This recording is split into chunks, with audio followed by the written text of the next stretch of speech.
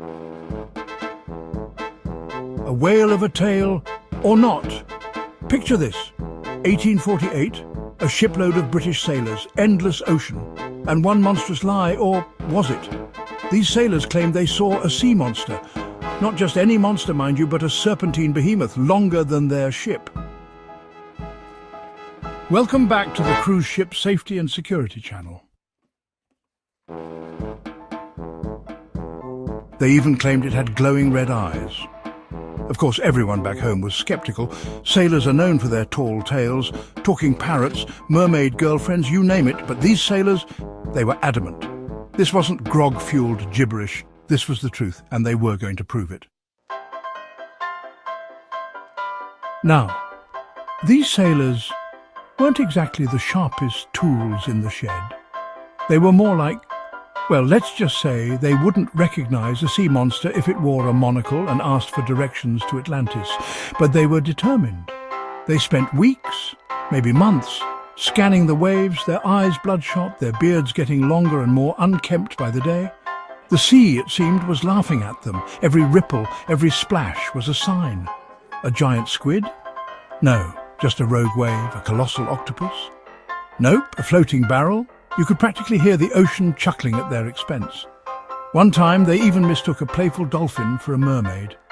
The disappointment was palpable. And let's not forget their attempts to communicate with seagulls, hoping for some kind of sign. The seagulls, of course, paid them no mind. Their attempts to capture the monster were, to put it mildly, insane. They tried everything. First, they lowered a giant hook into the water, baited with enough meat to feed a small village. Then, they tried to net the beast, as if it were a goldfish in a particularly large pond. They even considered using themselves as bait, but thankfully even they realized that was a terrible idea. Their next brilliant plan? Music. Yes, you heard that right. These sailors believed that the monstrous denizen of the deep could be lured by the dulcet tones of their ship's fiddle. Night after night, they serenaded the sea, their off-key melodies echoing across the waves. They tried violins, trumpets, drums, and even a flute. The only thing they attracted? A flock of seagulls with a serious noise complaint, and a curious whale that quickly swam away. Then came the sightings, each more ridiculous than the last. One minute, the monster had grown another head. The next, it was spouting fire. They even swore they saw it wearing a tiny sailor hat. Their descriptions became increasingly outlandish, fueled by fear, exhaustion, and possibly the ship's dwindling rum supply. The truth was becoming as elusive as the monster itself. Their antics caused quite a stir back home. Newspapers ate up the story, publishing increasingly exaggerated accounts of the sailors' encounters. The public was divided, some scoffed, others were captivated. A few brave souls even volunteered to join the hunt, eager for their own glimpse of the elusive creature. But as with all good hoaxes, the truth eventually bobbed to the surface. And oh, what a truth it was. You see, the sea monster wasn't a monster at all. It wasn't a giant squid or a colossal octopus or even a particularly large tuna. It was, wait for it, an inflatable raft. Yes, an inflatable raft, brightly coloured, probably shaped like a rubber ducky, the kind you'd buy from a seaside shop. It turned out that another ship, perhaps carrying a particularly playful group of chimpanzees on holiday, had lost the inflatable overboard. Our clueless sailors, mistaking it for a monstrous beast, had embarked on this ludicrous quest. The revelation was met with widespread laughter.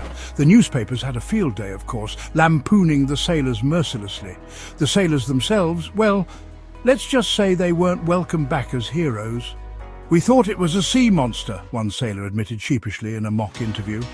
Headlines like "Sailors mistake inflatable for kraken" and "Sea monster, more like sea blunder" were everywhere. But the story didn't end there. Humiliated but undeterred, the sailors formed the Sea Monster Hunters Club. They dedicated their lives to proving the existence of sea monsters, even if it meant battling inflatable toys and the occasional rogue beach ball. And so, the legend of the hilarious sea monster hoax of 1848 lived on, a cautionary tale of mistaken identity, overactive imaginations, and the importance of investing in a good pair of spectacles. The sailor's tale didn't just end with the Sea Monster Hunters Club. Their story became a legend, passed down through generations of sailors. Some say the inflatable raft still haunts the seas, popping up now and then to scare unsuspecting sailors. Others claim the sailors' descendants continue the hunt, armed with inflatable swords and rubber ducky shields.